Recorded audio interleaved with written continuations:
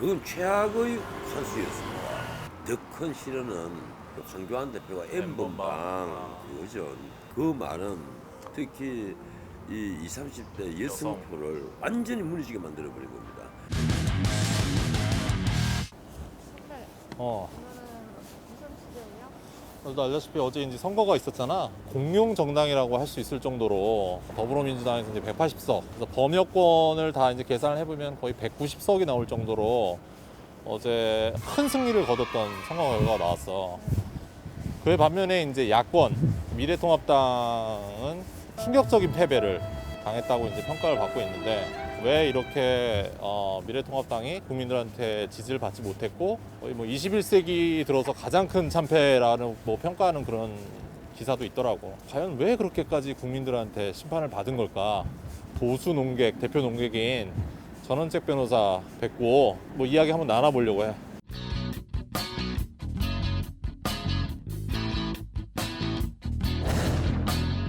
안녕하십니까 변호사님. 이 선거는 네. 코로나가 다 코로나. 모든 이슈를 다 블랙홀. 삼켜버린 네. 그 선거입니다. 네. 이 정권이 모든 실정이 다 사라져버린 거예요. 네. 경제 폭망, 안보 불안, 네. 외교 무능 뭐 이런 모든 실정이에요. 그리고 그뿐이 아니죠. 조국 일가가 보여준 내로남불, 그 뻔뻔함, 파렴치함 이것도 다 묻어버린 거예요.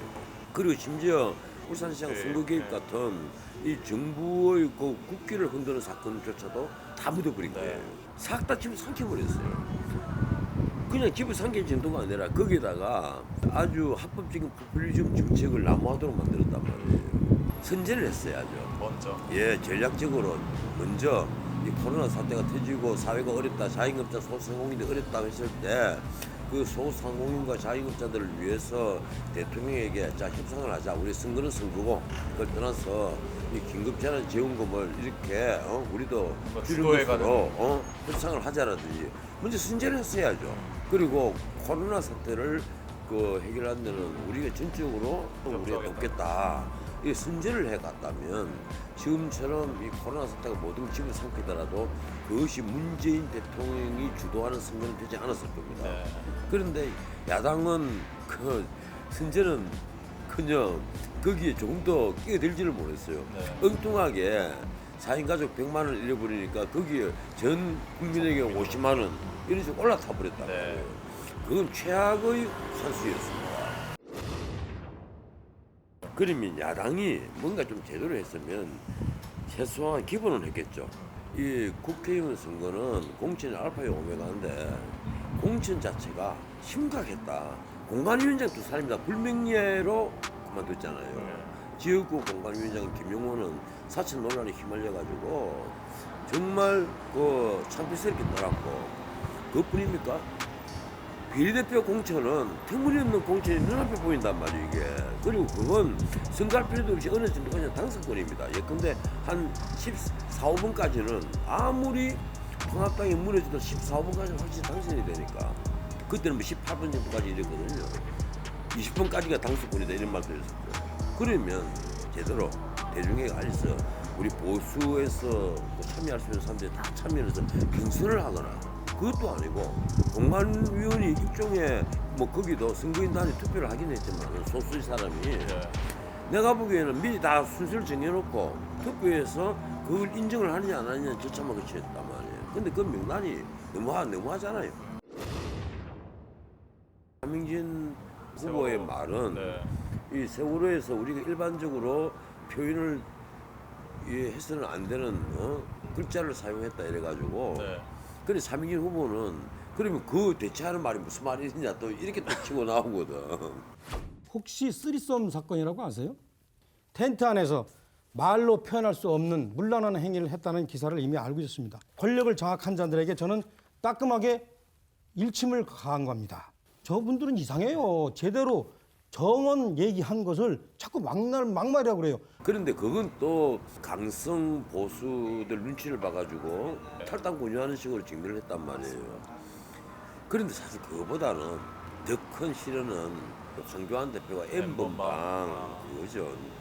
호기심 등에 의해서 이 방에 들어왔는데 막상 보니까 적절치 않다 싶어서 활동을 그만둔 사람, 이런 사람들에 대해서는 판단이 좀 다를 수 있다고 생각합니다.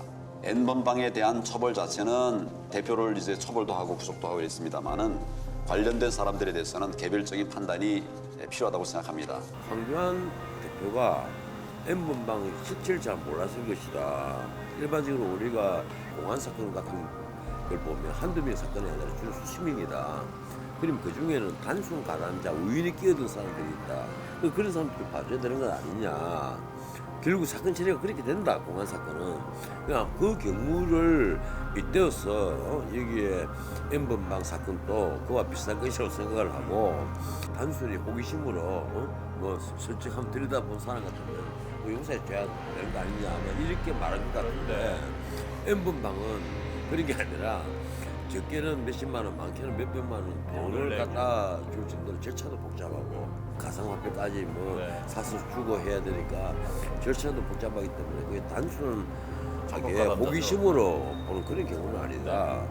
그 만든 그 조 주빈이라는 친구가 악마적 행동을 했다면 역시 그게 가담한 사람 역시도 악마적 행동을 한 것이다.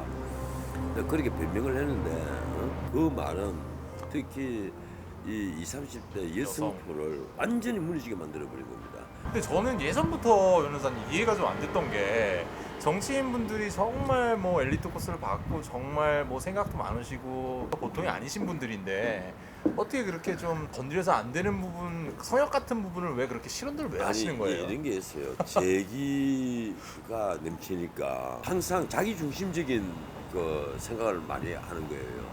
그 나중에 논란이 되고 나서 그 이제 후회를 하고 사과를 하고 해봤자 이미 낙인은 지워질 수가 없죠. 다른 사람도 나아가서 생각하겠지라고 생각하는 또 거예요. 하나는 네. 이게 유머 감각이 없어서 그래요. 평소에 유머 감각이 있는 친구들은 실언을 하더라도 그 실언으로 안 들립니다. 이 유머 감각은 왜 있느냐 하면 내공이 있어야 유머 감각이 있는 거예요. 내공이 없는 경우 유머 감각 절대 안 생깁니다. 이번에 국민들에게 어떻게 평가받았다고 생각하느냐. 해체해야 된다고 생각한다. 새롭게 출발하지 않으면 안 된다. 지금 뭐 103석이든 107석이든 아닌 말로 70석이든 무슨 상관이 있느냐. 지금은 내가 보기엔 당원 해체 수순을 밟아야만 한다. 완전히 바꿔야 한다. 그냥 리모델링으로 되지 않는다 이게. 보수 정당에 걸맞게 새롭게 옷을 입어야 한다. 자꾸 뭐 외인을 넓히자느니 뭐니 하는 소리들을 하고 또 한쪽에서는 또 강경 보수들 이른바 박근혜를 사면시켜야 된다, 석방시켜야 된다 이런 과거의 얽매이가 있으면 결코 보수 정당은 살아날 수가 없다. 지금이라도 지금 대선이 2년 남았잖아요. 네. 지금이라도 새로운 보수 세력을 해치 모여해서 만들 필요가 있지 않겠느냐. 어차피 지금 보수 정당이 있어봤자 이제 민주당의 득표를 견제 못합니다. 그래서 앞으로 국회에서 무력한 보수를 또 보일 가능성이 많습니다. 숫자조차 적으니까 아주 무력한 보수, 그냥 시간만 흘려보내는 보수. 그래서 내가 이왕 그럴 것 같으면 보수를 새로 만든 것이 낫다. 그래서 직접 대중과 호흡하는 게 낫다. 어차피 세월은 가는 것이니까 그런 생각을 합니다. 알겠습니다. 예. 알겠습니다. 오늘 선생님 예. 시간 내주셔서 감사합니다. 예. 근데 네. 이거 나중에 조금 편집을 해야 될 겁니다. 네, 알겠습니다. 내가 말을 뭐 이런 걸 했기 때문에. 아닙니다. 내가 맞나 물어보긴 좀 어렵고 누가 좀 물어봐주면 좋을 것 같은 질문을 댓글창에 남겨주세요. 최선을 다해 물어보고 올게요.